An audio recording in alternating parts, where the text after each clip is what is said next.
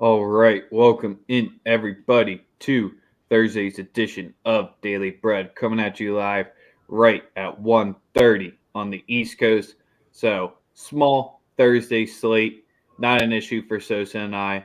The Philadelphia Union drew their fifth game in a row and still in first place in the East, and I'm not happy about it. But we got you locked and ready for the Thursday's winners in the four MLB games. We'll touch on the Premier League and one match in the Bundesliga, and then we'll wrap it up with the Warriors versus or the Bucks versus the Celtics. Got my days messed up there, but the Warriors with the outright 10-piece dub that we called yesterday on the game. But Daily Bread Media, we're live on Twitter at that handle. Make sure to give us the like, follow, retweet there. We're also live on YouTube. Give us the like, sub, and subscribe, and jump into the comments to let us know what you're playing today, what you're thinking of the slate, whatever the hell you want to talk about. But Sosa, how you doing? Fucking splendid, man. Woke up to some college football coaching beef. You love to see it.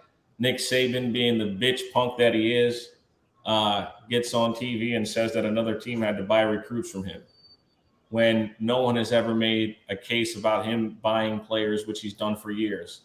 I think that was probably like the biggest thing that happened thus far last 24 hours, outside of the betting spectrum of things, where we called obviously Golden State winning and the team total. We got the team total with like 36 seconds left in the game. So shout out to Damian Lee for making sure that took place. Baseball, weird day, but things went well. Pivetta, fucking complete game, two-hitter. He tuned into Daily Bread yesterday.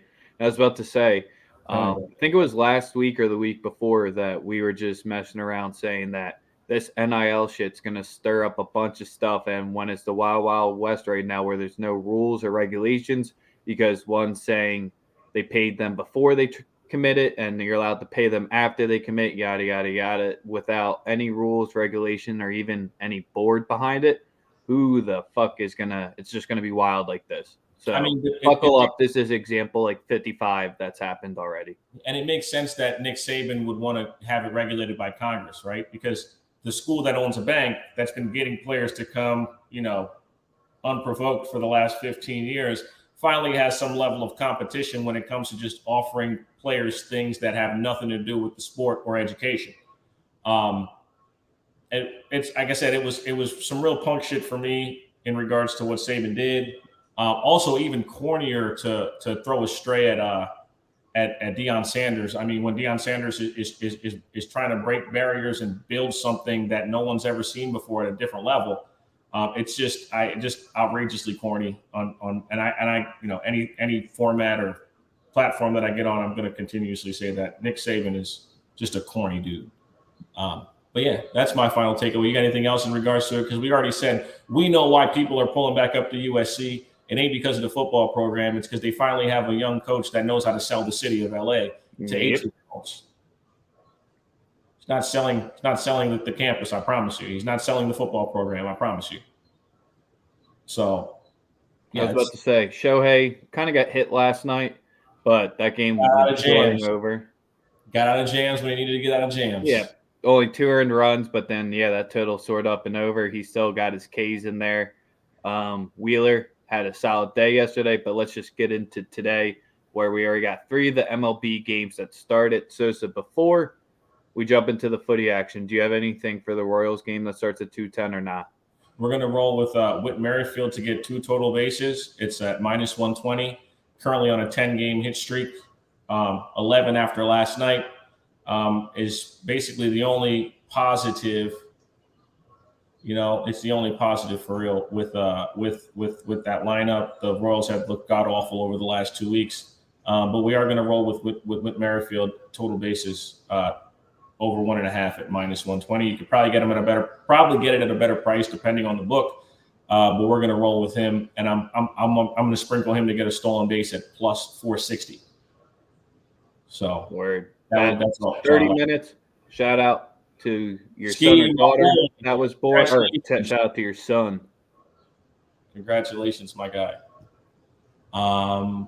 Astros run line. So there, let's just get to the footy slate. I just want to get that baseball play in there because that's the first thing that starts up there.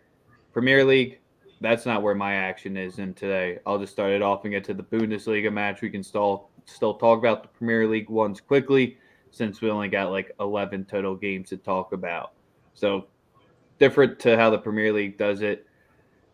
The third team in the Bundesliga 2 plays the third to bottom team in the Bundesliga 1 in a 2 match to see who goes up and who stays down. So it's a different way of a relegation battle here. I'm going to be rolling with the over 2.5 at minus 105 for Hertha. Who the fuck knows who's even going to be their keeper? Lokta, who's their starter, looks like he's going to be even hurt, and he's their third stringer. So they got a goalie from Norway that plays in Udinese, who's 23 years old, hasn't played all season. Might be a little rough in net for them. And Hamburg, they made it to the German Cup semifinal, so their domestic league title there, domestic competition. Lost to Freiburg there, but that's where they've played the teams. If you go back and look at their goals per game, they're averaging 2. So I definitely think they get one at Hertha 2 legs because there's no way Hertha wants to go back down or tied at this spot. So you could try. I doubt they keep it a 1-0 clean game with all the injuries they're playing. Even if Lokta's in that, I still like the over 2.5 at minus 105. Yes, sir. Premier League, what do you like there today? Where's the ticker? Nothing. Nada? Nothing. You're not going to fade Everton trying to stay alive? Nope. I was. Not exposing any money on that one.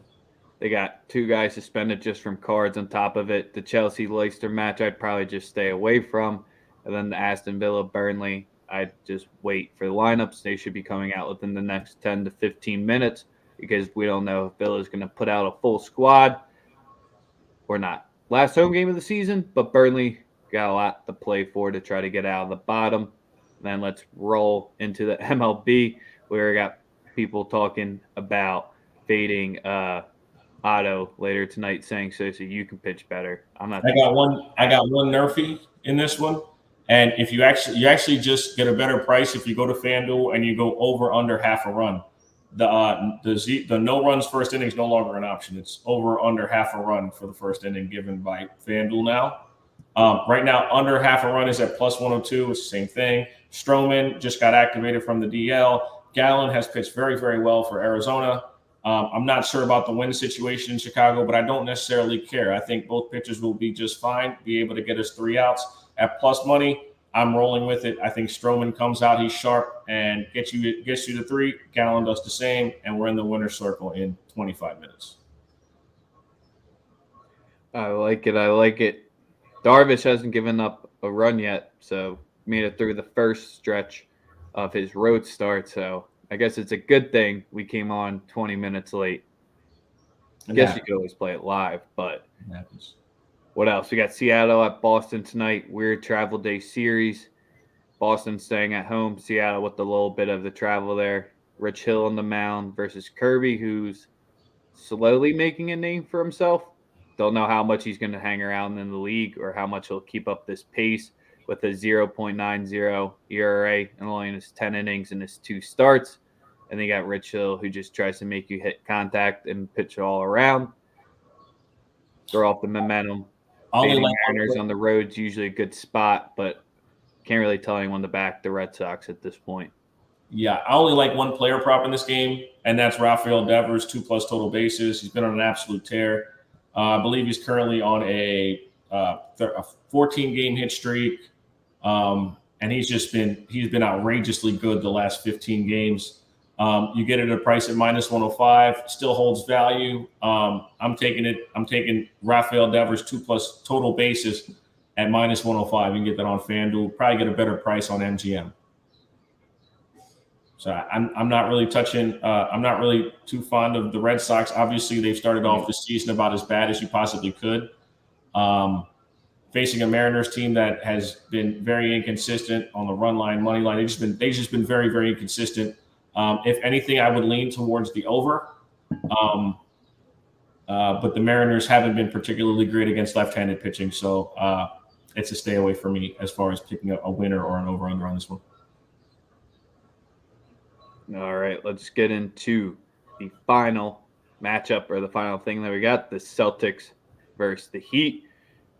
Supposedly Horford's questionable now. Don't know how. Yeah, I mean, they're scraping every last booger out of his nose and testing him relentlessly until he comes up negative, I guess. Yeah, that was like the wildest thing to come up this morning, trying to come up with the double negative back-to-back days to cancel that out. So that's all that's really affected is it took the hook off the 3. The money line dropped about 5 to 10 cents as well. So you got the flat +3, -110 each side, 207 total. And then you got the Celtics sitting at like +135 to +140 underdogs. So from a spread, total, money line perspective here, you still thinking the Celtics win the series? I do, but I'm not touching a winner. I mean, Miami hasn't lost a game at the crib in the playoffs.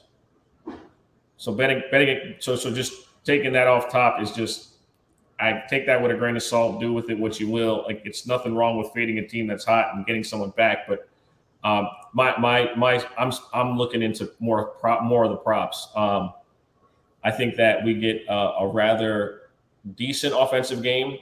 Yeah, I was about to say, I like the first half over, and it's sitting at 99.5 at -110.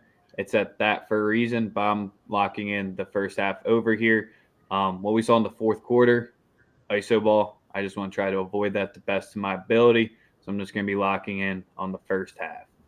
Yeah, I love that play as well. I'm also really locked in on one guy, and that's Jaylen Brown. If PJ Tucker is going to be hacking Jason Tatum, Jaylen Brown's going to have to step up. I like Jaylen Brown over 23.5 at -105. And I also like Jaylen Brown at 25 plus at +114. I think it's a Jaylen Brown game. Game 2s, he's actually showed up and played very well in both. I can't say anything bad about Jimmy Butler. I mean, I'm not really a big fan of the guy. You know that. Everyone who watches this show knows that. But what he's been doing in these playoffs is just absolutely ridiculous, given the fact that, I mean, you know, he's been outrageously good. I can't really say anything negative as much as I would like to. He's been fucking lights out. At 26.5, given that this guy's he's had a 40 piece in every single series and averaging damn near 30. You know, he's right around that 30 mark for the playoffs. I wouldn't be able to talk you off betting Jimmy Butler's 26.5. I couldn't talk you off it. He's been great. There's not much to say. I mean, Smart not being back definitely means the Pritchard minutes. For some reason, everyone loves him. I just think he just does squat out there, to be honest. He's been good the first 2, man. He was good in game 7. He was good in game 1. I got to give him his credit. I don't necessarily like him. And all the highlights that I really saw of him were like Drew League type games, like, you know, like dominating in the summer against like bozos. But Pritchard's been really good for them. I was about to say, to see him actually list it in a playoff game if he's going to break double-digit points is pretty wild. Yeah. I mean, the last 2 says that he's, you know, he should be right around. Yeah, White out too. Definitely get more minutes there as well. Might not be a good thing, though. Absolutely. You never want the rookies to have to come up clutch in the road game, especially where the team hasn't won it. I saw the Heat to win the series, but I have an inkling that the Celtics take it tonight because you saw their ability to take down Giannis on the road. Even though they're not at full strength, I still think they have the ability to. I'm not going to lock in a play. I'm just going to rock with that first half over 99.5. But I would not be surprised. So we're on the +3 or no? Just take the money line. There's no reason to fuck around with that +3. There's my guy. He knows how this gambling shit works. Yeah. I mean, I guess you could have that likelihood, but nah, I'd rather just take the money line in this scenario here. Because this one I think will be a back and forth game. One thing we do have to shout out is our boy Mo. We've been sleeping on it. Largest lead. I went back and have been looking. It's still sitting at that 16 and 17.5 line. And it's been a little bit over the 52.5% if you're getting the -110 each time. Something to keep our eyes on, something for all the community to keep their eye out there. Because last night, I mean, it came through with these. Both of the game 7s, it came through with these. So the shout out lead. Shout out to our boy Reverse Jinx. That's Mo. Last year he would bet largest lead just about every night in games. He kept off, and when he laid off, he was like, "Why aren't you betting the under?" He goes, "I'm just staying off," and it would always go under the nights he stayed off. So yeah, that's where always be looking at the largest lead prop. Wouldn't like it tonight. I think it's a back and forth game. But yeah, last night that probably would have been the easiest play on the board. Yes, sir. We appreciate all of you tuning in with us today. We got episode tomorrow, much bigger slate, not a travel day in baseball, not as many day games, so we'll have a lot more action there. We got the Warriors versus the why am I blanking on that today? The Mavs tomorrow night. We got 10:30 Flames Oilers game 2 tomorrow night. 15 goals in that game last night. 9-6 win for the Flames over your GOAT McDavid. Were you happy to see it or sad to see it? McDavid lose? Yeah, 9-6, man. Couldn't even get one in the net. He did his fucking job. He had 4 points. I don't want to hear anything. He did his fucking job. Did you see the video of Tkachuk's brother? He's not a goaltender, all right? We're not going to give my boy no smoke. Did you see the Tkachuk brother video that came out? I didn't know. The one plays for the Center, the other plays for the Flames. He had a beer in his hand. He had 2 in his back pocket, 1 in each of his back pocket watching the game, and he was fanboying his brother hard there last night.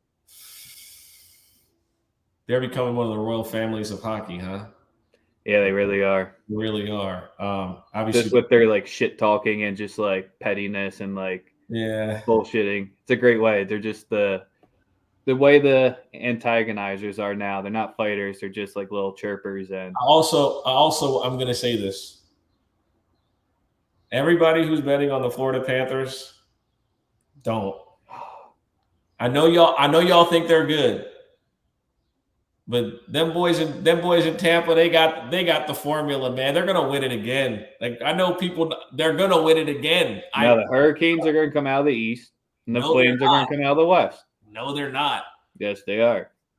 Listen, y'all can believe in whomever y'all want to believe. The Ice Cats are dead against the Lightning, especially tonight. It could be the easy nail in the coffin tonight. It's a 3-peat. Get ready for the net for another parade. To them boys in Tampa is not losing. No, sir. Sorry, Andy. You didn't think you'd get a hockey segment at the end. So does that mean you're betting the Tampa money line tonight? Yes. You're basically saying the Ice Cats are dead? Listen, the game plus 140 underdog money line. It's the exact same. It's the exact same as the last game. Nothing's changed. Vegas priced it the exact same as the last game. All right. We got Sosa with the hockey play out there. And then the Avs are minus 240. Nothing really to be seen there. Blues offense isn't enough to warrant the total. Binghamton stood on his head. NHL playoffs have been sick. Till tomorrow, we out. Peace.